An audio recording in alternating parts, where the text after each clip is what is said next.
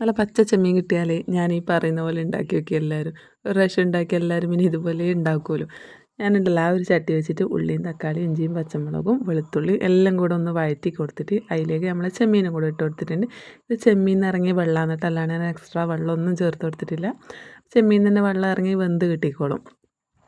പിന്നെ നമുക്ക് ഇതിലേക്ക് ഒരു അരപ്പ് തേങ്ങേൻ്റെ അരപ്പ് ഇട്ട് കൊടുക്കുന്നുണ്ട്. അപ്പോൾ തേങ്ങയും മഞ്ഞൾപ്പൊടിയും മുളക് പൊടിയും മഞ്ഞൾപ്പൊടിയും കൂടെ നല്ല നൈസായിട്ട് അരച്ച് കൊടുക്കണം. ഇങ്ങനെ എന്താ പറയുക, നല്ല ഇങ്ങനെ കൈയോട് തൊടുമ്പോൾ അതിൻ്റെ തരി ഇല്ലാണ്ടില്ലേ, അതുപോലെ അരച്ച് കൊടുക്കണം. പിന്നെ അതേ മിക്സിയുടെ ജാറിലേക്ക് കുറച്ചും കൂടെ വെള്ളം ഒഴിച്ചിട്ട് ഇതിലേക്ക് ഒഴിച്ച് കൊടുക്കാം. നല്ല ടേസ്റ്റാണ് കേട്ടോ ഇത് നമുക്ക് ചോറ്റിന് അപ്പത്തിന് എല്ലാം നല്ല രസമാണ്.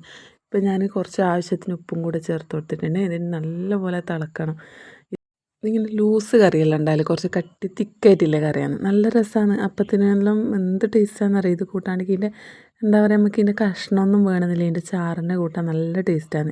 തിളക്കുന്നതൊക്കെ തന്നെ ഒരു ചെറിയൊരു കഷ്ണം കുടംപുളി ഇട്ട് കൊടുക്കുന്നുണ്ട്. ഈ ചെമ്മീൻ ഓവർ പുളി രസം ഉണ്ടാവില്ല, അതുകൊണ്ട് കുഞ്ഞു കഷ്ണം കുടംപുളി എന്നിട്ട് ഇട്ട് കൊടുത്തിട്ടുള്ളത്.